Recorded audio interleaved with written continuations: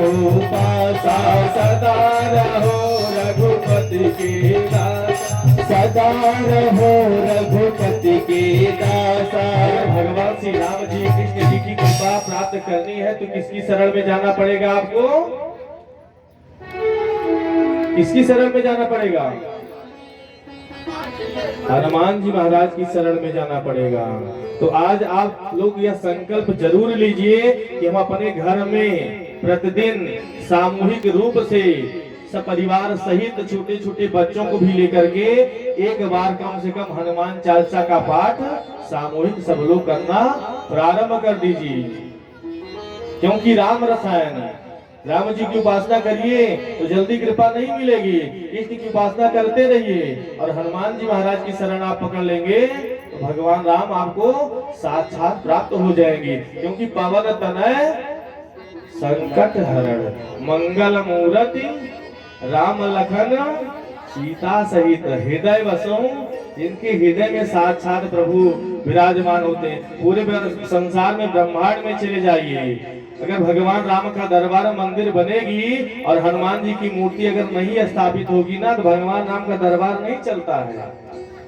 और हमारे पूज्य गुरुदेव भगवान की केवल एक मूर्ति लगा दीजिए तो दरबार राम जी का चलने लगता है। ये सामर्थ्य है, ये प्रभाव है।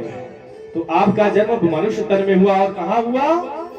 अयोध्या की पावन धरा पर। ये भगवान राम का साक्षात वैकुंठ लोक है।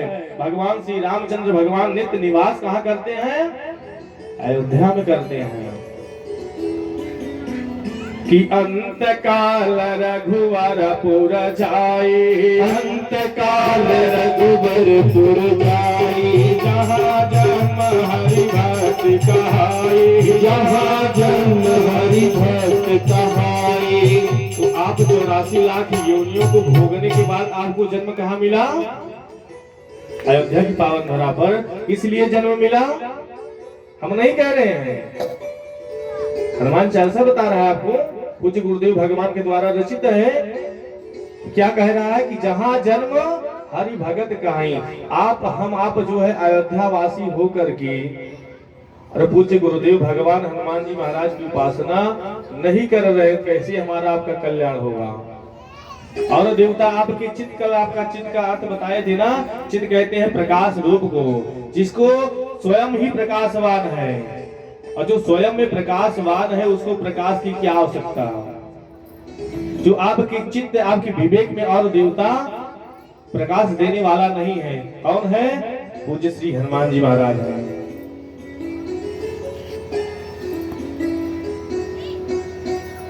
तो जहां जन्म लेना हमारा आपका सार्थक होना है कि हम आप ये गर्व से कह सके कि हम अयोध्यावासी हैं, हम परम वैष्णव हैं।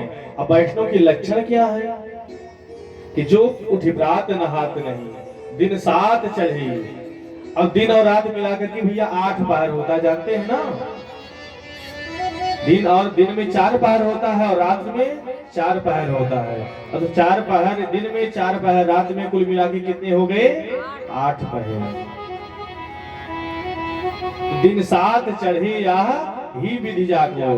तो दिल्ली मुंबई इत्यादि में है, वहां पर भैया हम लोग पूजा कराने जाते हैं ना, तो वहां के भैया बच्चे हैं पूरी रात जो है घूमने में और नाना प्रकार के विषयों में अपना समय व्यतीत करते हैं। और जब प्रातः काल ब्रह्म मुहूर्त का समय होता है ना, तो ब्रह्म मुहूर्त में वो सोना प्रारंभ करते हैं। और हम लोग उनके घर पूजन करवा रहे होते हैं ना, तो हाथ मीचते हुए से कहते हैं महाराज जी आज तो सूर्यास्त हो गया, हमको पता ही नहीं चला।